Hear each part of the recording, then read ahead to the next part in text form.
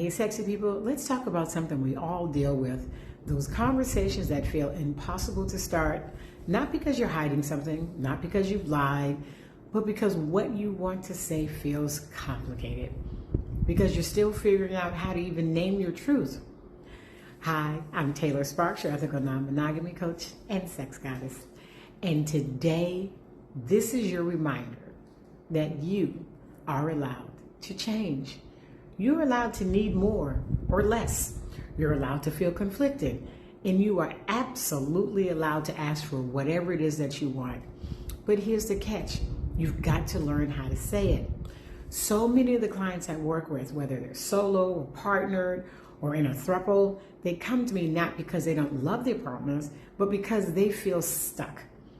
They're walking on eggshells, around things like wanting to explore or open up in a new way sexually, feeling envious or uneasy about a partner's new relationship, realizing a previously agreed upon boundary no longer works for them, and how to renegotiate it, needing more time, space, affection, or freedom, wanting to close their triad or open their marriage.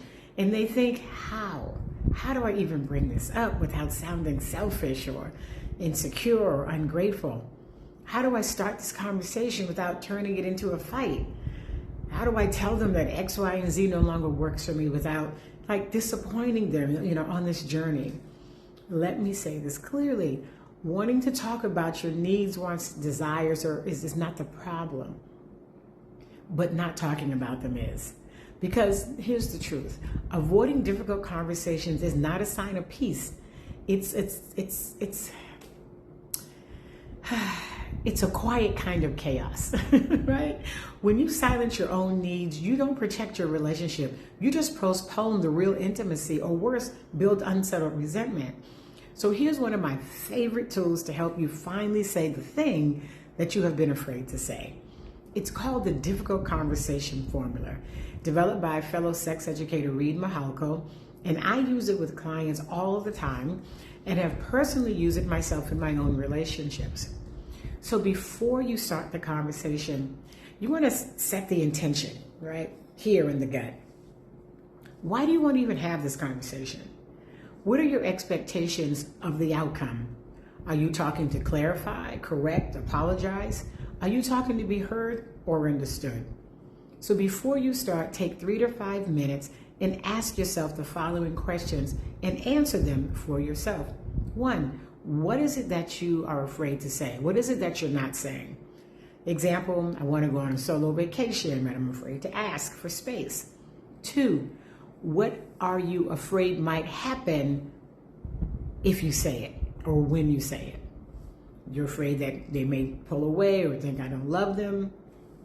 And then finally, 3, what would you like to have happen after you have said it? I want us to understand each other better, to talk it through more, or to feel more connected. So once you've written that down, now comes the when and the how of the delivery. Seek a time to talk. I always say conversations are better in the morning, not like when you're rushing out the door to get to work or right after work from a stressful day. Perhaps a Saturday or Sunday morning over breakfast or a cup of coffee. Choose a calm time, not when you're tired, overwhelmed, hungry, horny, or post-argument, because then, you're hangry, which is horny and angry. The car is also good because, nobody can escape when you're going 70 miles an hour down the freeway. So over lunch, possibly when nobody is rushed, right? So then use the form in this order, starting with number 2. Preface the conversation by saying your fear. Hey babe, I've had some things that's really been weighing heavy on my mind. I wanted to let you know that I've been afraid to talk to you about it. Number 2, and I'm afraid what might happen when I tell you is that you will, and then you give the examples, be upset, leave me, be disappointed, list whatever that fear is. Then share your hope by going to number 3.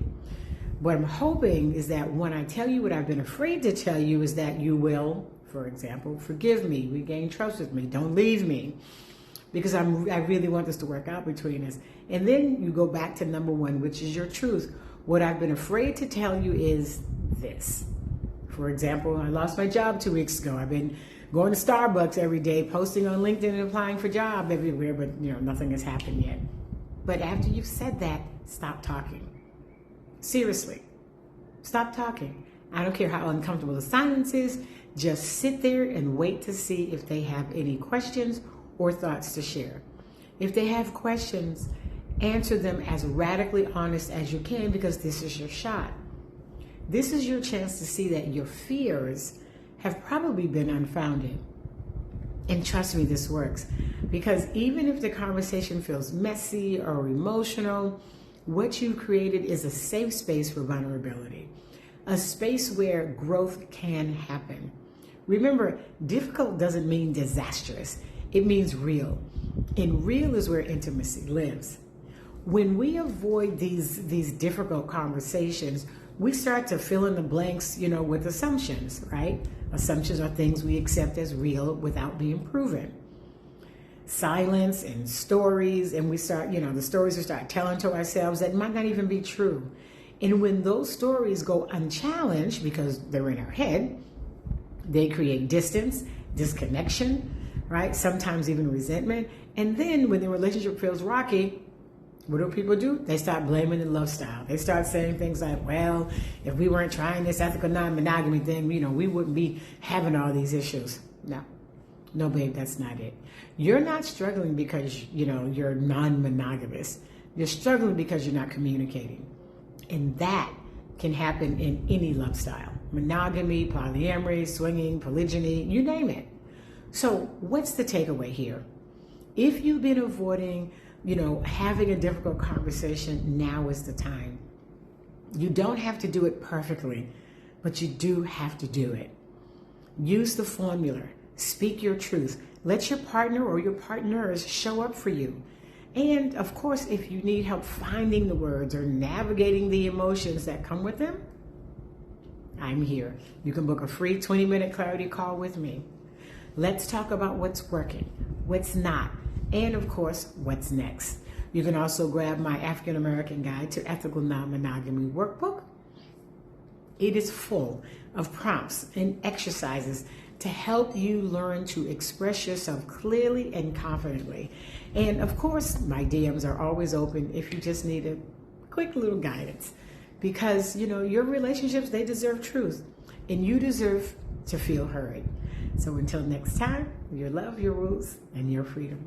Bye-bye.